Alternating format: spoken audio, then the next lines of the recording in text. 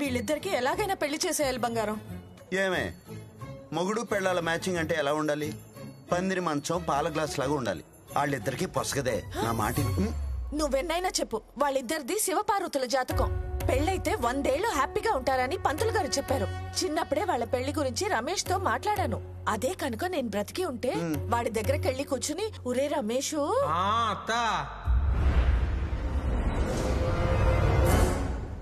ఏంటత్తా వీడినిద్దరిలో మాట్లాడుతున్నాడేంటి? ఏంట్రా రమేష్, ఇన్నాళ్ళ కళ్ళలోకి వచ్చావత్తా?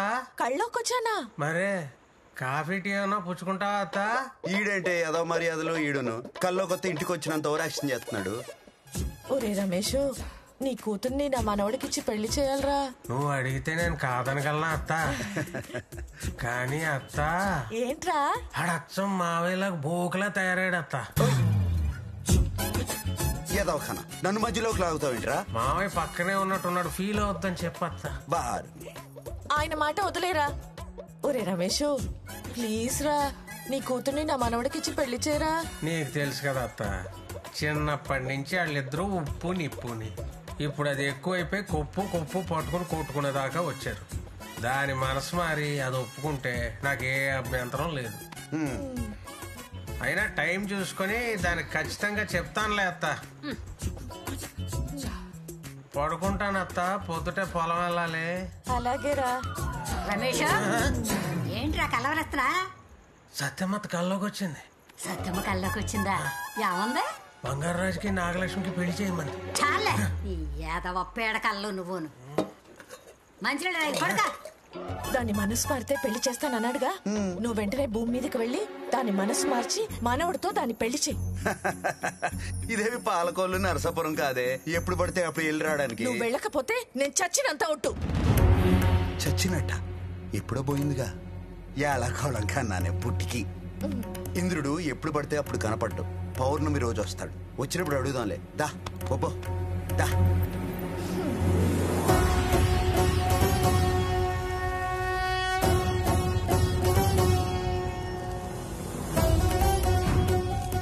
యమధర్మరాజుల వారికి ప్రణామములు. తమరి ఆకస్మిక రాకకు కారణం? శివపురం గ్రామంలో ప్రతి 2 పుష్కరాలకి మహారుద్రాభిషేకం జరిగే ముందు ఓ అవరోధం గోచరిస్తుంది. దానిని అధిగమించడానికి శివానుగ్రహం పొందిన ఓ ఆత్మను కిందికి పంపించడం అవశ్యంగా మారింది. దైవ కార్యం నిమిత్తం బంగారాజు ఆత్మని భూమి మీదకి పంపించాల్సిన సమయం. ఆత్మని భూమి మీదకి పంపించటం ఏ ధర్మం? శివాజ్ఞ. శివాజ్ఞ. తప్పక పాటిద్దాం. బంగారం, ఇంద్రుడిని ఎలాగైనా ఒప్పించాలి. అయ్యి యముడు గారు, ఏంటి ఇలా వచ్చారు? చూసి చాలా కాలం అయింది. నరకంలో మన బేబీస్ ఎలా ఉన్నారు? ఏంటి ఏదో ఫ్రెండ్స్ తో మాట్లాడినట్టు మాట్లాడుతున్నాం? స్వామి, దయచేసి ఆయన్ని భూమి మీదకి పంపించండి. నేను చెప్తానే ఉన్నానండి, పొద్దుస్తమానం పొలం వెళ్ళినట్టు వెళ్ళొస్తానంటే కుదరదని. ఎందుకు వెళ్ళటం? నా మానవుడి జీవితం చక్కదిద్దటానికి. దయచేసి పంపించండి. ఇది పాలకోళ్ళు నర్సాపురం కాదంటే ఏందే? నీ మాయ మాటలు నాకేం కొత్త కాదు బంగారాజు. ఆవిడ చెప్పిన మాట విని కిందకెళ్ళి నీ మనవడి జీవితం చక్కదిద్దిరా. ఇంకోసారి ఆలోచించుకోండి. మరి అన్నీ ఆలోచించుకునే చెప్తున్నాం. వెళ్ళి మీ మనవడి జీవితం చక్కదిద్దిరా. నీ మనవడి కళ్యాణమే లోక కళ్యాణం. సరే స్వామి, పద. నువ్వు ఎవరినైనా ఒప్పించేస్తావే పుట్టి. ఇక వెళ్ళు బంగారం, వెళ్ళి వాళ్ళిద్దరిని కలిపిరా. వెళ్తానులే. ఏంటి ఏంటేంటి? వెళ్తే మళ్ళీ ఎప్పుడు వస్తానా ఏంటో. వెళ్ళే ముందు పాలి.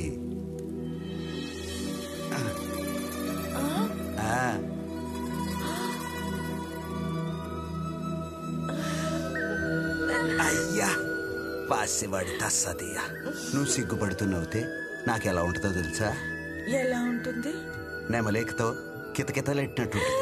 కరెంటు జుయ్య లాగేద్దే.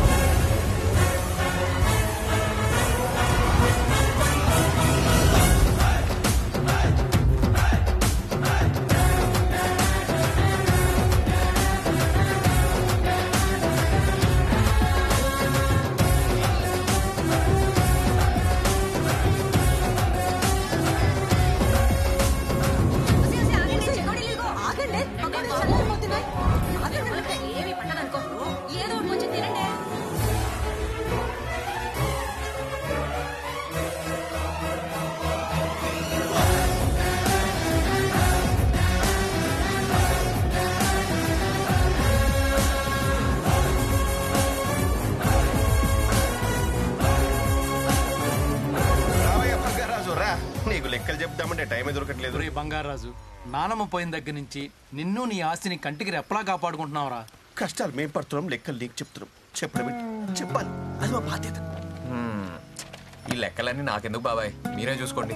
రే అంత మాట అనుకున్నా. ప్రాణం పోయినా పర్లేదు కానీ లెక్కలో తేడా రాకూడదని మీ తాత చెప్పాడు. ఎవడు చెప్పాడు? ఈడికి. నాకా? నీకెలేవా, నువ్వు ఇప్పుడు ఎక్కువ వినకపోతే నా మీద ఒట్టే తప్పదు. సరే పదండి చూద్దాం. పద అమ్మా, కొబ్బరి తోట మనకి 50 ఎకరా ఉంది. ఎకరాకి 2000 బోండా. ఎకరానికి 6000 కదా. మొత్తం 1,00,000 బోండం. సో బోండానికి 2 రూపాయలు అంటే 2 లక్షలు. ఇదిగో 2 లక్షలు. ఇందులో పురుగుల మందు కోసం 1,00,000. లక్ష అంటే పెద్ద పురుగులే. మొదలెట్టు. రొయ్యల చెరువు 50 ఎకరం.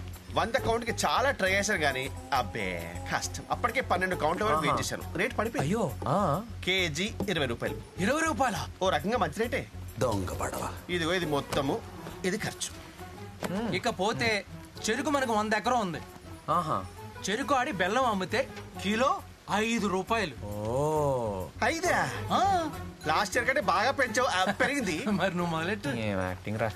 పెద్ద తిరగాసుందిరా మీ ఇద్దరిలో. చేపలు 50 ఎకరం. బొచ్చలు 50 రూపాయలు. బొమ్మిడాయలు 20 రూపాయలు. 20 రూపాయల? ఒక్కటి ఇంతుంది మరి. అమ్మో, మా వాడిని మాయ చేసేస్తున్నారుగా. మొత్తం కలిపితే 2 లక్షలు ఇది ఖర్చు. తాతయ్య, మామిడి పండు తినొచ్చా? పిచ్చా నీకేమైనా? ఏదైనా బంగారం పర్మిషన్ ఇస్తారా? అదే ఇటు ఇటు ఇటు ఇటు. కావాలంటే పోయి ఆకులు తిని పట్టుకోండి. పో తాతయ్య, నువ్వు ఎప్పుడు ఇంతే. సో ఈ సంవత్సరం లెక్క సరిపోయింది. సరే ఇదిగో 50,000 నీ ఖర్చులో ఉంచుకో. మిగతా అమౌంట్ ఫిక్స్డ్ డిపాజిట్ చేస్తా. సరే. ఈ పండ్లు మామిడి పండ్లు తింటావా? వద్దులే, నీకు వేడి చేస్తుంది, ఫ్రిడ్జ్ లో పెడతా. సరే కానీ అమ్మా, ఈ బరువు బాధ్యతలతోటి మన బరువు విరిగిపోతుంది. ఎక్కడికి రా?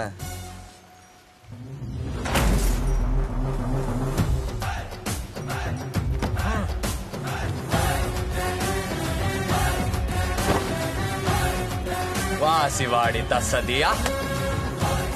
తస్సదియేనా? ఏడు రాత్రి దిగలేదే? దారా బ్రహ్మం. బ్రహ్మమా? ఏదో తేడా కొడుతుంది వెళ్ళు. ముందు నీ లెక్కలు తేలుతోందా? భాష మారిందేంటి? 50 ఎకరాలకి ఎన్ని బోండాలరా? 1,00,000. ఏదో కథలు ఆడకే. ఎకరానికి 6,000 బోండాలు దిగుతాయి. 100 ఎకరాలకు 6 లక్షలు. బోండానికి 10 రూపాయలు. 60 లక్షలు ఎక్కడికి పోయినీరా? అడుగుతున్నాడు కదా, చెప్పు.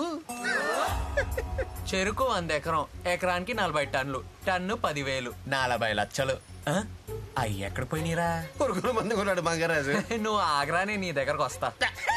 నీ చేపల చెరువు లెక్కలేంట్రా? అవి అదేం లేదే. బొచ్చు ముప్పావులా, బొమ్మడాయిల పావులా అనేదో కొత్త లెక్కలు చెప్తున్నావు. అంటే బొమ్మిడాయలు మరి ముళ్ళు తీసేస్తా నా కొడక. మరి మొత్తం దొబ్బేసి మామిడి పండుగ పర్మిషన్ అడుగుతావేంట్రా? అంటే ఏదో ఒకటి అడగరు కదా, ఎథిక్స్ అని. రే, ఇంకెప్పుడు ఏదో పనులు చేయకండి రా. డబ్బులు కావాలంటే అడిగి తీసుకోండి. లెక్కలు చెప్పైనా పర్లేదు కానీ మనుషుల్ని మోసం చేయొద్దురా. ఎలాండి?